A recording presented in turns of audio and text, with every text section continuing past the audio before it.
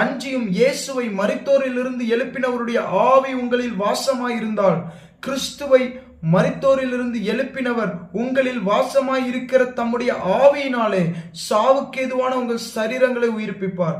எழுதப்பட்டிருக்குது, இயேசுவ பரிசுத்த ஆவியானவர் எழுப்பினார்னா உங்க பாவ சரீரத்திலிருந்து உங்களையும் விடுதலையாக்கி எழுப்புவார்னு கர்த்தர் சொல்றாரு. திரும்பியும் கர்த்தர் சொல்றாரு, உங்களுக்குள்ள வாசமா இருக்கிற ஆவியானவர் இருக்கார்ல, அவர் நார்மலான ஆவியானவர் அல்ல, அவர் இயேசுவை மரித்தோரிடத்திலிருந்து உயிரோடு எழுப்பின ஆவியானவர்.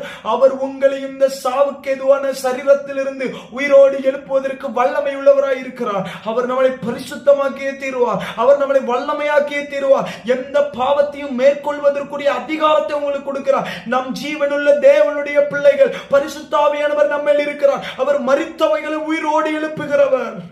அவர் நம்மளை எழுப்புவார். அதான் எழுதப்பட்டிருக்கு, நான் உங்களை எழுப்புவேன்னு சொல்றார். எழுப்புவேன்னு சொல்றார். இயேசு லாசரு இருந்த அந்த கல்லறையை பார்த்து சொல்றாரு, அந்த கல்லை திறந்து வைங்க, நான் எழுப்பணும், நான் எழுப்பணும். கர்த்தர் இன்னைக்கு சொல்றார், இச்சையிலிருந்து உங்களை எழுப்பணும், நம்மளை எழுப்ப போறார்.